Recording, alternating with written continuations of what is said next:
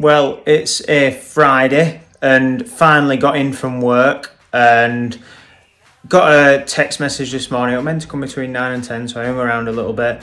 There'll be new shoe delivery, so got some new shoes delivered today. New Balance Rebels finally jumping into the next version, the V4s, out of what has been a long time in the V3s. Probably my favourite session shoe in the whole world. I'm not kidding you. So yeah, join me for a lowdown on what I find the benefits of wearing non-carbon plated shoes in training sessions, in speed sessions particular. That's what I use my New Balance Rebels for, and whether I actually rate the New Balance Rebel V4s on this journey that is my running life.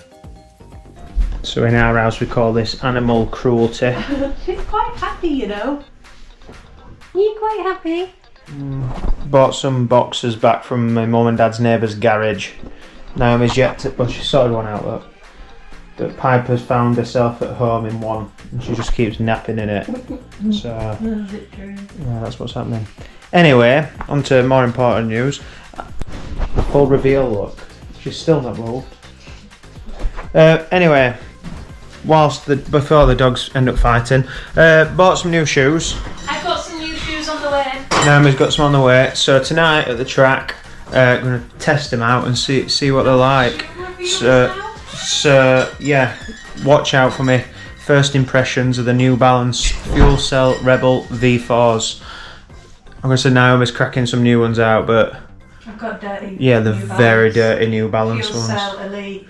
Yeah, she's wearing carbon tonight. I've had a bad calf though. Probably due to carbon. So yeah, No, it's not.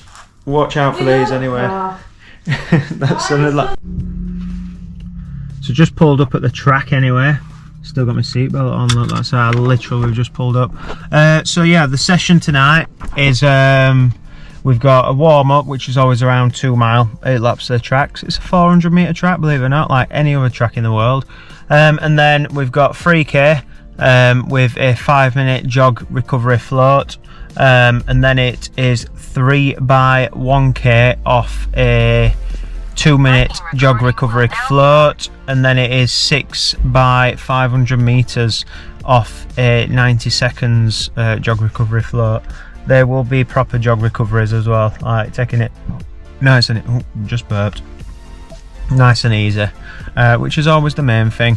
Making sure that you recover properly so that you can hit pace on your next set, and then it'll be a cool down, which is usually around 15 minutes or 2 mile. Yeah, so it's going to be quite a meaty session. I think it's going to be around 9k worth of effort, and then with us jog recoveries and everything in between, it'll be quite a meaty session tonight, which ain't too bad, not too shabby. And then with obviously as warmth and cool down as well. Did run 6 mile this morning, so yeah, we'll see if my legs can hack it tonight on the track. So yeah, see you in a bit.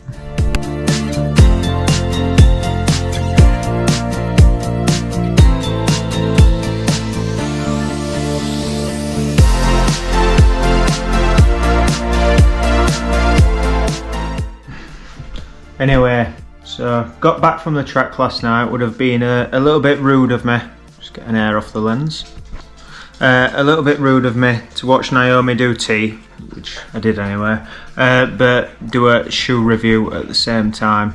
So yeah, New Balance Rebel V4s, slipped it on for the first time last night.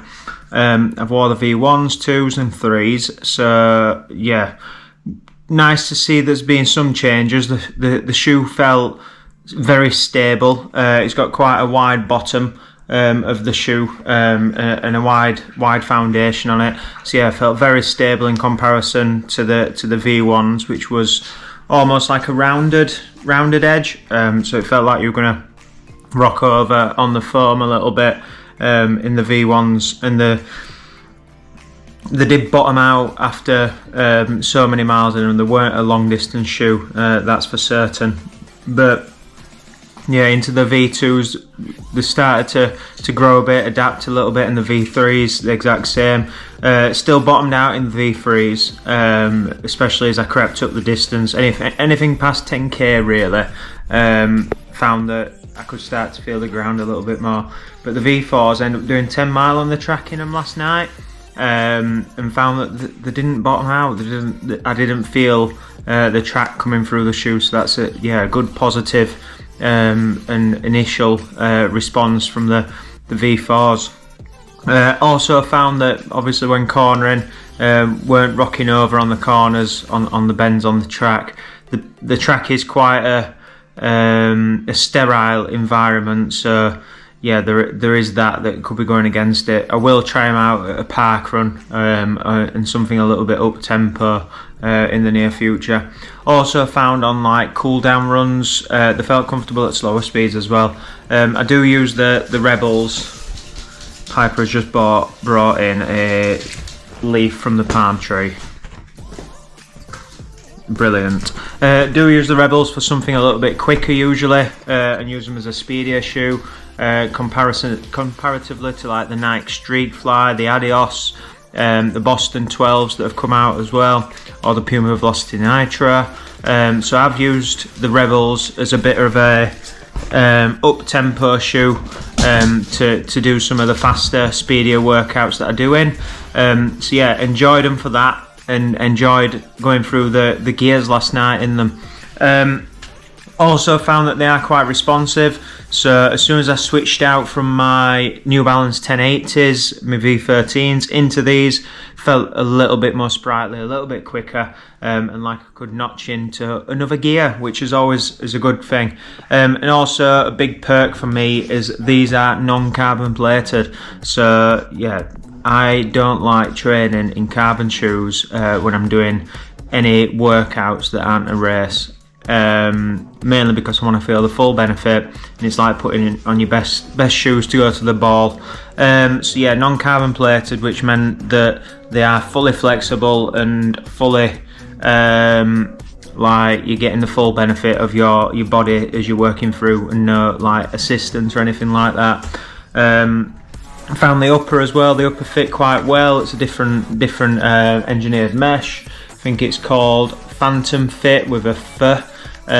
So yeah, different engineered mesh to the V3s. Found that fit quite well. And from speaking to Birdie, he's got the New Balance racing shoes.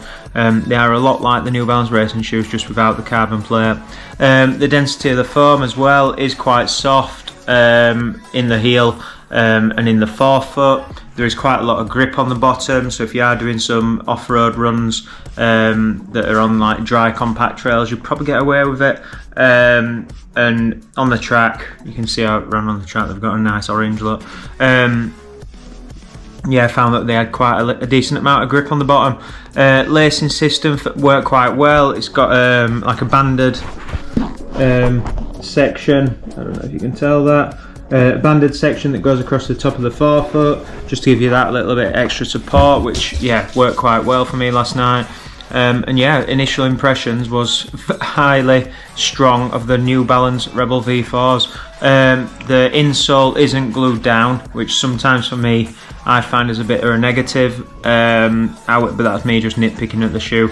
It is from past experience, the New Balance Fuel Cell Elite, I think it was the RC2s, or Fuel Cell RC Elite, or it were definitely the 2s. I used to run in them, and the insole would pop out, so I once finished a session when I used to run in carbon shoes for sessions. Once finished the session with the insole in the back of my hip shorts because I didn't want to lose the insoles. So yeah, it was a good job I tested them in a session before actually putting them on for a race.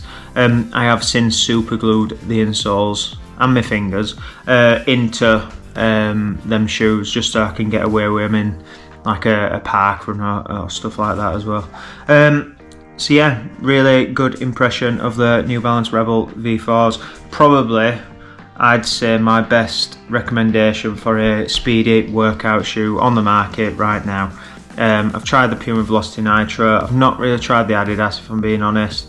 And yeah, comparison to like the Nike Streak Fly as a speedier tempo shoe without a carbon plate as well, which is a big thing.